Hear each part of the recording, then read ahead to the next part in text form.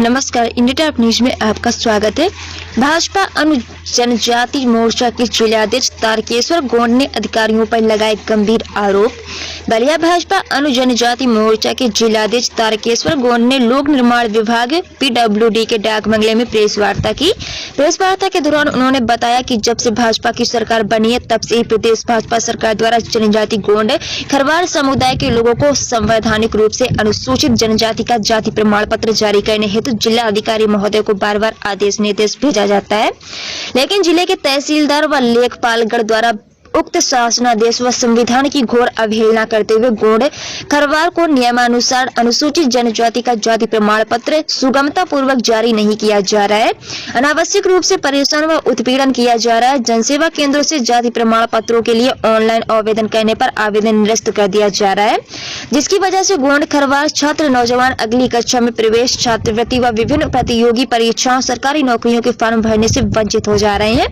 इसी क्रम में भाजपा जनजाति मोर्चा के जिलाध्यक्ष तारकेश्वर गौंड ने आगे कहा कि प्रेषक बालकृष्ण त्रिपाठी, विशेष सचिव उत्तर प्रदेश शासन समाज कल्याण अनुभाग 3 लखनऊ के शासनादेश पर दिनांक 23 अक्टूबर 2020 द्वारा गौंड जाति को अनुसूचित जनजाति का प्रमाण पत्र जारी करने हेतु जिलाधिकारी महोदय को स्पष्ट रूप से निर्देशित किया गया है।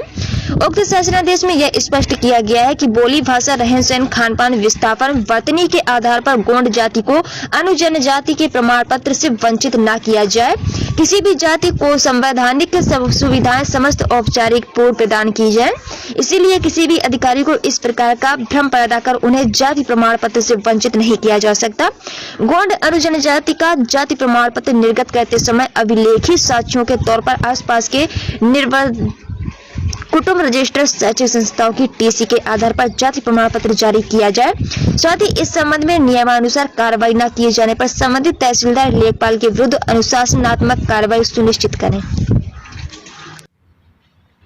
तारकेश्वर गौंड, जिला अध्यक्ष, भारतीय जनता पार्टी अनुसूचित जनजाति मोर्चा बलिया। जी, किस मुद्दे पर आज प्रेस वार्ता किए हैं, क्या मुद्दा है? जब से भारतीय जनता पार्टी की सरकार बनी है तब से माननीय मुख्यमंत्री जी के उत्तर प्रदेश के शासन के शासनादेश के बाद भी हमारी सरकार में बार बार जिलाधिकारी के यहाँ शासन का शासनादेश आ रहा है कि गौंड खरवार अनुसूचित जनजाति का प्रमाण पत्र जारी किया जाए, और शासनादेश के बावजूद भी यहाँ के तहसीलदारगण, लेखपालगण शासन के शासनादेश की अवहेलना कर रहे हैं और हमारे एक कागज़ के टुकड़े के बिना हमारे अनुसूचित जनजाति के छात्रों को, छात्राओं को तमाम शिक्षा में, छात्रवृत्ति में, जनजातियों की अन्य सुविधाओं का लाभ हमारे जनजातियों को नहीं मिल रहा है।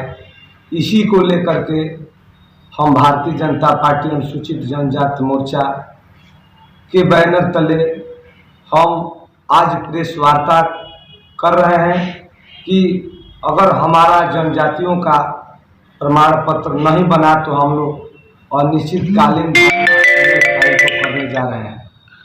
जी, ये धरना प्रदर्शन कहाँ पे होगा? ये धरना प्रदर्शन हम 10 बजे बापू भवन टाउन हॉल से इकट्ठा होंगे और शांति तरीके से हम मॉडल तहसील जिलाधिकारी कार्यालय के सामने हम धरना प्रदर्शन से अगर मांगे नहीं पूरी कब देंगे, कब करेंगे? 19 तारीख को, 19 जनवरी को। जी, तो ये तमाम तरह के धरना प्रदर्शन हुए, तमाम लोग किए, उसके बावजूद भी लॉलीपॉप थमा दिया जाता है, छोड़ दिया जाता है। तो जी, ये पूर्व में आप देखे हैं और सुने हैं, ये जो धरना प्रदर्शन होने जा रहा है, ये ऐतिहासिक धरना प्रदर्शन होने जा रहा है, ये आर पार की लड़ाई होने जा रही है। इस धरना प्रदर्शन से ये साबित होगा कि अगर हमारे सरकार का सबका साथ सबका विकास का नारा है, सबका विश्वास का नारा है, इस क्रम में अगर गौंड खरवार अनुसूचित जनजाति के लोग सरकार बनाने में अगर भारतीय जनता पार्टी का साथ दी है, तो इसमें जनजातियों का अगर हक नहीं मिलेगा तो हम आर पार की लड़ाई लड़ेंगे। इसके लिए किसी हद तक जाना पड़े, हम जाने के लिए तैयार हैं। लेकिन कुछ लोगों का कहना है कि भारतीय जनता पार्टी एक ऐसी है कि जिसमें अनुसूचित जनजाति का प्रमाण पत्र नहीं बन रहा है। जी, ये जो लोग कह रहे हैं ये सरकार को बदनाम करने का काम कर रहे हैं। हमारी सरकार ये नहीं कह रही है कि जनजातियों का प्रमाण पत्र न बने और जनजातियों का अधिकार न मिले। हमारे माननीय मुख्यमंत्री जी का ये आदेश है, शासनादेश है कि जनजातियों का अधिक से अधिक सुविधा दिया जाए। मगर यहाँ कुछ हमारे जनपद में बिचौलिए नेता कह लीजिए या अधिकारी कह लीजिए, ऐसे कुछ लोग हैं उसकी सरकार को बदनाम करने के लिए हमारे सरकार के शासनादेश का अवहेलना। क्या कारण रहा प्रमुख सचिव मुख्यमंत्री तमाम उच्च पदाधिकारियों का आदेश के बावजूद भी आपके जिले के आला अधिकारी बातों को उन धज्जियां उड़ा रहे होंगे? क्या उन पर उनकी कार्रवाई नहीं करनी चाहिए उन लोगों को? वही तो हम कह रहे हैं कि कुछ बिचौलिया नेता कह लीजिए या अधिकारी कह लीजिए, वो अपने कुर्सी का दुरुपयोग कर रहे हैं। इसी क्रम में ये बाधित हो रहा है। इसीलिए हम अपने जनजाति मोर्चा के तरफ से और सहयोग में हमारे अखिल भारतवर्ष गौण महासभा के तत्वाधान में मैं ये धरना प्रदर्शन करने जा रहा हूँ। तो क्या आप एक भाजपा के होते हुए भी क्या आप वार्ता नहीं किया आपने?